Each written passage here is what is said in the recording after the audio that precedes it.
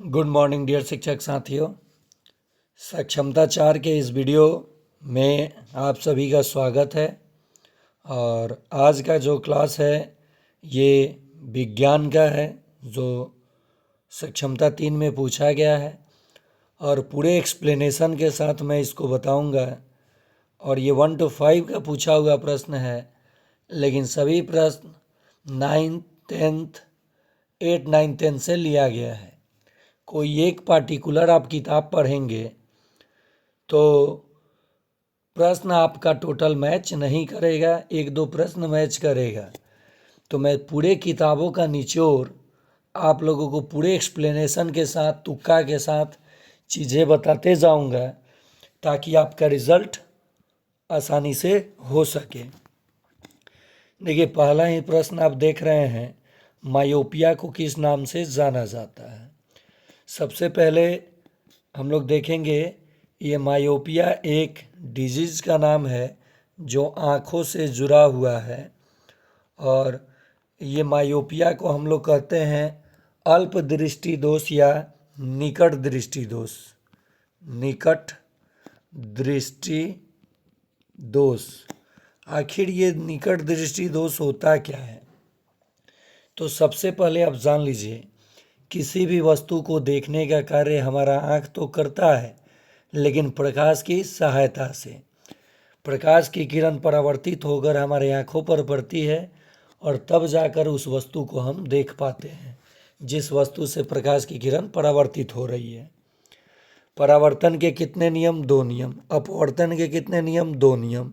ये आप जान गए। आँख के किस बिंदु पर प्रतिबिंब बनता है? तो रेटिना पर। किस पर? रेटिना पर। आँख के किस भाग पर प्रतिबिंब बनता है, यानी किसी वस्तु की छाया बनता है? तो रेटिना पर। कैसा? तो वास्तविक। और वास्तविक प्रतिबिंब हमेशा कैसा होता है? उल्टा। लेकिन हमारा दिमाग इसे सीधा करके दिखाता है। और स्पष्ट देखने की न्यूनतम दूरी जो होती है 25 सेंटीमीटर। लेकिन यहाँ जो प्रश्न है ये निकट दृष्टि दोष से दिया गया है, तो इसमें होता क्या है? उत्तर तो आपको मिल गया होगा।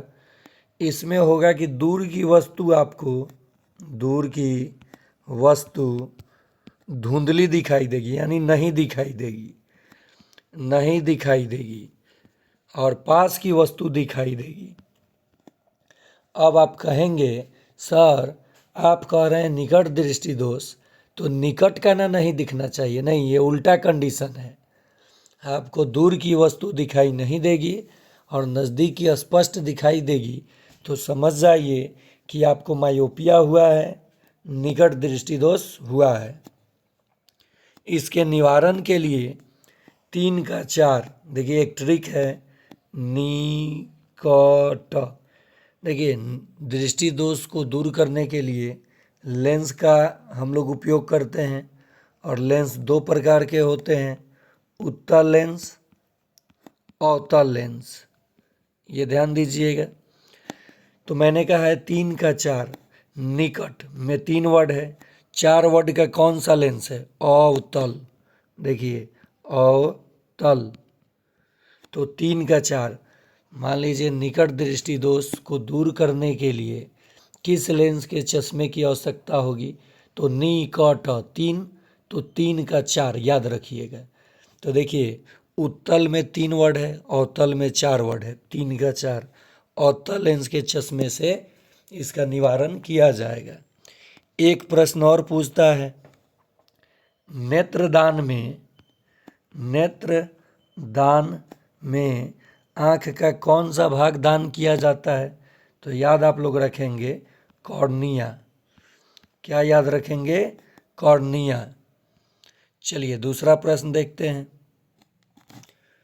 दूसरा प्रश्न है, मेटाबॉलिज्म से तात्पर्य है, जब भी आप कोई भोजन करते हैं तो जो उससे पोषक तत्व मिलता है और उसका पूरा उपयोग हमारा शरीर करता है, तो उसी चीज़ को हम लोग भोजन पचता है और उसके बाद उसमें से पोषक पदार्थ हमारा शरीर अवशोषित करता है, उसी को हम लोग कहते हैं, यानी उसका इस्तेमाल करता है। ऊर्जा का लाभ या विमोचन, बड़ा ऑप्शन सही ऑप्शन। बड़ा ऑप्शन, मान लीजिए उत्तर एग्जैक्ट पता ना हो, मैं साथ ही साथ तुक्का भी बताते चलूँगा। जो बाल विकास में काम करता है, पर्यावरण में काम करता है तुक्का। उसके बाद आपका काम करता है हिंदी में, इंग्लिश में, और गणित एग्ज़ाम आसानी से समय दे करके सीख जाइए। रिजल्ट से आप वंचित नहीं होंगे, ये मेरा वादा है। थोड़ा सा मेहनत आपको करना होगा। तो मेटाबॉलिज्म आप जान गए। अब जान लीजिए पोषक पदार्थ, पोषक तत्वों के बारे में। कार्बोहाइड्रेट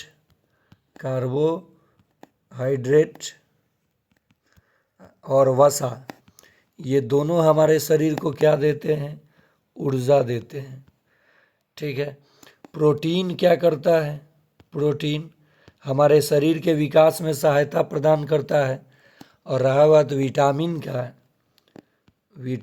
का, तो विटामिन हमें रोगों से बचाता है।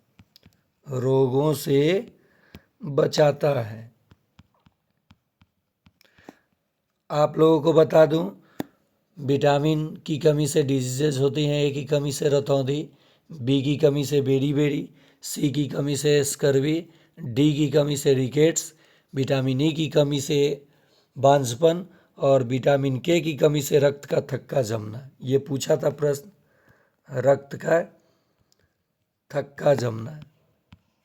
ठीक है। आप बिल्कुल इत्मीनान से देखिए चीज़ों को, पूछ करके आप पॉज करके नोट भी कर सकते हैं, या केवल एक बार सुन करके आप ध्यान से जवाब भी दे सकते हैं। विटामिन की खोज फंक ने किया था। किसने? फंक ने। विटामिन का रासायनिक नाम भी पूछा जा सकता है, आप देख सकते हैं। नेक्स्ट है शीतल पेयजल फ्रिज के लिए कौन सी गैस उत्तरदायी है? बड़ा ऑप्शन सही ऑप्शन। देखिए बड़ा ऑप्शन सही ऑप्शन, कार्बन डाइऑक्साइड CO2। वायुमंडल में इसकी प्रतिशत मात्रा है 0.03%। इसकी मात्रा बढ़ने पे ग्लोबल वार्मिंग बढ़ जाती है, यानी ये गर्म गैस है। कैसी गैस है? गर्म गैस। इसका इस्तेमाल पौधे भोजन बनाने के रूप में करते हैं।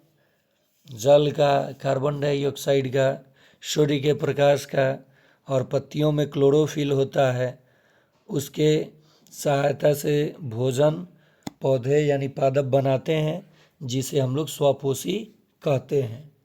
आगे देखेंगे इस प्रश्न को। तो कार्बन डाइऑक्साइड आप देख लिए, चलिए आगे देखते हैं। सर्वाधिक प्रतिक्रियाशील धातु है। तो देखिए धातु सामान्यतः कमरे के ताप पर यानी सामान्य ताप पर, कमरे के ताप पर ठोस अवस्था में होते हैं। किसमें? ठोस में। लेकिन पारा और गैलियम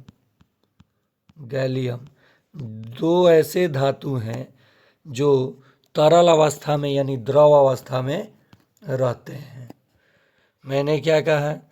अधिकांश धातुएं कमरे के ताप पर, सामान्य तापमान पर ठोस अवस्था में होते हैं, विद्युत के और ऊष्मा के सुचालक होते हैं। विद्युत और ऊष्मा के सुचालक होते हैं। सुचालक मतलब होता है कि इससे होकर के विद्युत धारा और ऊष्मा प्रवाह करेंगे, और जिससे नहीं करेंगे उसे कुचालक कहा जाता है, विद्युत रोधी कहा जाता है। तो ये सुचालक होते हैं। लेकिन इसमें ऐसे कई धातु हैं जो अधिक प्रतिक्रियाशील हैं, जिसे किरोसिन में डुबा के रखा जाता है। किसमें? किरोसिन में। तो यहाँ पे देखिए, अगर सोडियम होता जिसकी परमाणु संख्या 11 और द्रव्यमान संख्या 23, तो अगर सोडियम होता तो उत्तर सोडियम हो जाता, लेकिन सोडियम नहीं है। सर्वाधिक प्रतिक्रियाशील धातु पोटेशियम है, जिसका लैटिन नाम कैलियम होता है और इसका संकेत के है, एटॉमिक नंबर 19 और इसका द्रव्यमान संख्या 39। तो बड़ा ऑप्शन सही ऑप्शन। देखिए यहाँ भी साइंस में विज्ञान वाले सेक्शन में भी आपको बड़ा ऑप्शन सही ऑप्शन। मैंने जो तुक्का का बड़ा ऑप्शन बताया था, इस बार सक्षमता 3 में अगर शिक्षकों का अंक अगर बढ़ा है या फिर अंक आया है तो ईमानदारी से आप दिल पे हाथ रख के कहिए कि किस बदौलत आया है। क्योंकि एग्ज़ाम में क्वेश्चन आप देखें तो बहुत परेशान हुए, लेकिन इतना भी वास्ट क्वेश्चन नहीं है 150 में कि आप 70-75 ना लाएं। 70-75 ना लाने का कारण एक ही है कि आपका प्रैक्टिस छूट चुका है और आपका स्कूल अगर 1 to 5 का है तो 1 to 5 से तो प्रश्न ही नहीं पूछा जाता है। सक्षमता 1 और 2 में भी ये 1 to 5 से बहुत कम पूछा गया था, लेकिन उनका प्रश्न आसान था और आपका प्रश्न थोड़ा सा मॉडरेट है। मैं खूब वास्ट भी नहीं कहूँगा। नहीं तो सीटेट का आप प्रश्न देखेंगे तो लगेगा कि ये क्या दे दिया है। खैर वैसा भी प्रश्न नहीं था, लेकिन हाँ हायर सेक्शन से लिया गया प्रश्न है। तो सर्वाधिक प्रतिक्रियाशील धातु कौन? पोटेशियम। लोहा का संकेत Fe होता है और लोहा पे जब जंग लगता है तो ये रासायनिक प्रक्रिया है और ये भूरा कलर का हो जाता है, भूरा। सोना, गोल्ड, जिसकी ज्वेलरी आप लोग पहनते हैं, और यह एक ऐसा धातु है जो प्रकृति में स्वतंत्र अवस्था में पाया जाता है और इसका संकेत Au होता है। क्या होता है? Au। चांदी का Ag। और ये विद्युत का सबसे अच्छा चालक होता है चांदी। और सोना सबसे तन्य धातु है जिसे पतले से पतले चादर के रूप में पीटकर बनाया जा सकता है। Zn जिंक है। ठीक है, तो ये आप संकेत देख लिए। चलिए आगे देखते हैं। अधातु से भी प्रश्न पूछ लिया गया है। देखिए आमतौर पर अधातुएं ठोस और द्रव हो सकती हैं। ठीक है, द्रव अवस्था में पाया जाने वाला जो अधातु पूछेगा तो आप कहिएगा ब्रोमीन। क्या बोलिएगा? ब्रोमीन। और कहेगा कौन ऐसा धातु? देखिए सामान्यतः धातुएं जो होते हैं विद्युत के कुचालक होते हैं, कुचालक। लेकिन एक ग्रेफाइट ग्रेफाइट जो विद्युत के सुचालक है तो आपका अधातु लेकिन विद्युत का सुचालक है और चमकीला भी है। आयोडीन भी है, चमकीला है, अधातु है। ऐसे अधातुएं चमकीले नहीं होते हैं। तो देखिए इसका सही जवाब हो जाएगा आमतौर पर अधातुएं ठोस और गैस हो सकते हैं। और मैंने अभी आपको बता दूं कि जो ब्रोमीन है ये ब्रोमीन द्रव अवस्था में भी होते हैं। तो कौन ऐसा धातु है जो द्रव अवस्था में होगा? तो आप कहेंगे ब्रोमीन।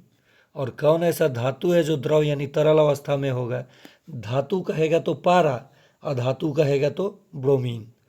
चलिए नेक्स्ट हम लोग देखते हैं। इसी में एक लाल फास्फोरस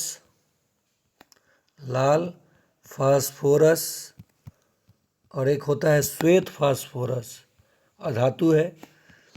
श्वेत फास्फोरस को पानी में डुबा के रखा जाता है क्योंकि ये कमरे के ताप पर स्वतः जलना शुरू कर देता है, यानी प्रतिक्रियाशील है। लाल फास्फोरस का इस्तेमाल माचिस का जो डिब्बा होता है और जो तीली हम लोग रगड़ते हैं, पोटेशियम परमैंगनेट, उसका बुरादा होता है तीली पे, लेकिन जो माचिस के डब्बे पे लाल कलर का जो पार्ट होता है जिस पे तीली रगड़ा जाता है वो लाल फास्फोरस होता है। सब 8 का साइंस से, 10th के साइंस से, 9th के साइंस से मिला करके लिया गया प्रश्न है। कोई एक किताब पे अगर आप जाएंगे, खैर आपकी मर्जी है, NCERT SCERT पढ़ सकते हैं, उससे भी प्रश्न आपका लड़ेगा, लेकिन मैं उसका निचोड़ आपको कम समय में यहाँ दे ही दे रहा हूँ। आप वीडियो देख रहे हैं तो आपसे मुझे चाहिएगा सिर्फ वीडियो को लाइक कीजिए, शेयर कीजिए। मुझे कोई आपसे फ़ी नहीं चाहिए। अगर लाइक का फील लगता है तो आप लाइक भी मत कीजिए। चलिए हम लोग बात करते हैं, जैसे ह्यूमन बींग्स में भी हार्मोन्स पाया जाता है, रासायनिक पदार्थ होता है जो हमारे शरीर को के ग्रंथियों से उत्सर्जित होता है।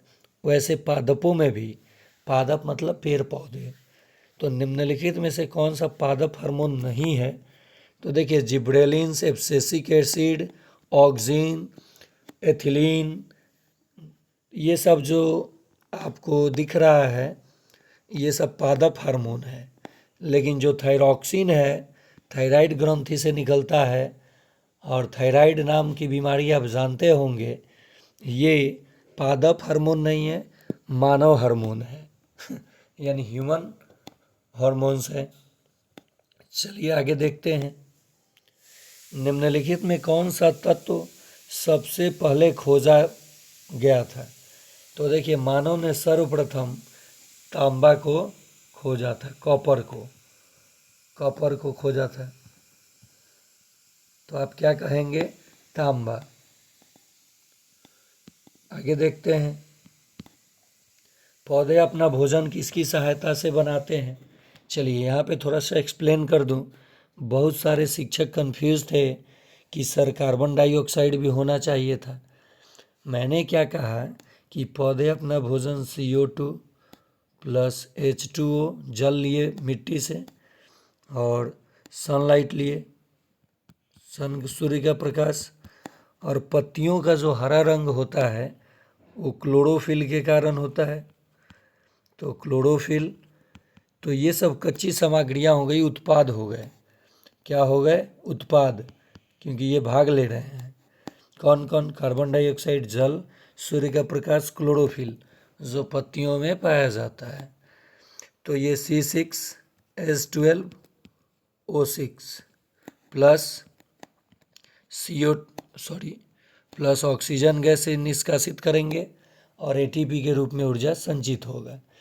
तो देखिए, यहाँ दो प्रश्न सक्षमता में पूछा और शिक्षक मिस्टेक भी कर गया है। एक तो प्रश्न पूछा कि पौधे अपना भोजन किसकी सहायता से बनाते हैं, तो आप लोगों को लगा कार्बन डाइऑक्साइड भी होना चाहिए, लेकिन खैर कोई बात नहीं, बहुत लोगों ने सही जवाब दिया। पानी तो है, पानी, सूरज की रोशनी तो है। तो जब दो ऑप्शन है, और यहाँ देखिए, भोजन बनाते हैं तो ऑक्सीजन तो ये देते हैं, बनाने के समय कहाँ ले रहे हैं? तो ये आप काट दीजिए, ऑक्सीजन वाला ऑप्शन जो बच गया आंसर हो जाएगा। मान लीजिए 4 गो चीज़ ले रहे हैं पौधे, 4 में से 2 गो चीज़ दिया है तो वहीं आंसर हो जाएगा।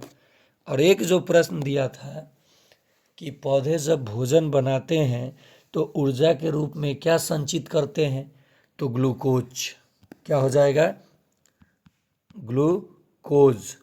और किस पदार्थ को उत्सर्जित करते हैं, तो ऑक्सीजन को। इसीलिए कहा जाता है पेड़ पौधा हमारे जीवन का रक्षक है और हम उनके जीवन का। तो ये आप समझ सकते हैं। एक पेड़ माँ के नाम इको क्लब के माध्यम से हर व्यक्ति को, ये कोई क्लब के माध्यम से नहीं, हर व्यक्ति को पौधा ज़रूर लगाना चाहिए। और उत्पाद के रूप में आपने देखा सूर्य का प्रकाश, ये जल और कार्बन डाइऑक्साइड, और प्रतिफल के रूप में ग्लूकोज और ऑक्सीजन पौधे देते हैं। पेड़ पौधों के पत्तियों के बीच में जो छिद्र होता है उसे रंध्र कहा जाता है, और इसी रंध्र के सहायते पेड़ पौधे ऑक्सीजन को, कार्बन डाइऑक्साइड को एब्जॉर्ब करते हैं और जल का निष्कासन करते हैं। तो जल का निष्कासन पौधे जब करते हैं तो उसे वाष्पोत्सर्जन कहा जाता है। क्या कहा जाता है? वाष्पोत्सर्जन, जल का निकास। समझ में आ गया होगा। दुनिया में सबसे पहली मेट्रो रेल के लिए कौन सा शहर जाना जाता है, तो लंदन। आगे अभी पटना में भी मेट्रो का कार्य जारी है।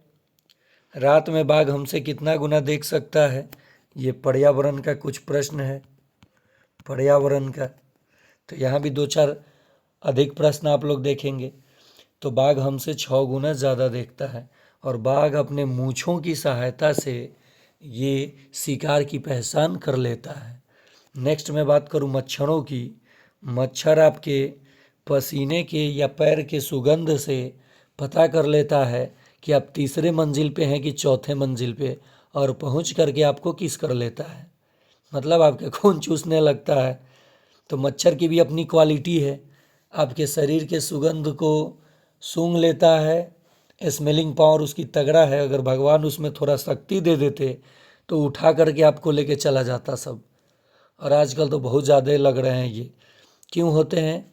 तो आपके आसपास अगर पानी इकट्ठा हुआ है तो उसमें मच्छर पनपते हैं। बात मच्छर की आई तो डेंगू, मलेरिया, डेंगू मादा एडीज के काटने के कारण और मलेरिया मादा एनाफिलीज के काटने के कारण। एक चीज़ और, छिपकली की बात कर लूँ। छिपकली ये शरद ऋतु में, ठंडे की मौसम में निद्रा अवस्था में चली जाती है। मैं बात करूं गिरगिट की तो रंग बदलते रहते हैं। मैं बात करूं चमगादड़ की तो एक ऐसे मैमल्स है जो उड़ सकता है। ये सब प्रश्न सीटेट वाला है। बात करूं स्लॉथ की, जो भालू की जैसे दिखता है, पेड़ पे रहता है, 7 दिनों के बाद शौच के लिए उतरता है और उल्टा लटक के सोता है। चलिए आगे देखते हैं। गड़ीसर झील किसने बनाया? तो बड़ा ऑप्शन सही ऑप्शन। अंतरिक्ष में जाने वाले विश्व के पहले व्यक्ति कौन थे? तो मेजर यूरी गागरिन। ये तो क्लास 5 से ही पूछा गया प्रश्न है। नेक्स्ट, भारत की सबसे लंबी सुरंग जवाहर सुरंग किस राज्य में स्थित है? बड़ा ऑप्शन सही ऑप्शन, जम्मू कश्मीर। पौधे अपना भोजन, तो ये आप तो देख ही लिए हैं। प्लेग है, देखिए बीमारी से भी जुड़ी। ये सब प्रश्न सक्षमता 2 में मैंने कराया है सब। तो प्लेग जो है जीवाणु जनित बीमारी है। आप लोगों को बताना है टाइफाइड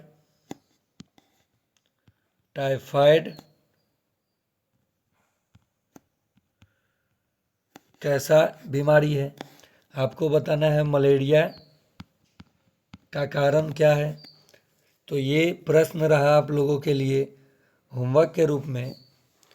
अरस्तु के अनुसार 2 लोग एक दूसरे के प्रति परस्पर सम्मान रखते हैं। इस प्रकार की मित्रता कहलाती है अच्छे वाली मित्रता। ये सीडीपी का प्रश्न 1-2 ले लिया हूँ। इनमें से कौन सा खाद्य घटक हमारे शरीर को ऊर्जा देते हैं? 1 नंबर मानकर आप लोग उत्तर देंगे कमेंट में, अगर आप देख रहे हैं तो। लीजिए उत्तर तो दे ही दिया है। खैर कोई बात नहीं, उम्मीद है आपने वीडियो को देखा होगा, समझा होगा, और अच्छा लगा तो लाइक शेयर सब्सक्राइब ज़रूर करें। और सक्षमता 4 के लिए सक्षमता 3 अगर अच्छा नहीं गया है या अच्छा गया भी है, नॉलेज के लिए आप ग्रुप में ज्वाइन कर सकते हैं। 9771170644 पर आप मैसेज करेंगे व्हाट्सएप पे, मैं आपको ग्रुप में जोड़ दूंगा। फ्री ऑफ कॉस्ट आपकी तैयारी, नॉलेज के लिए स्टडी, गणित सीखना, रीजनिंग सीखना, ये सब मैं आपको इस चैनल के माध्यम से कराऊंगा। धन्यवाद।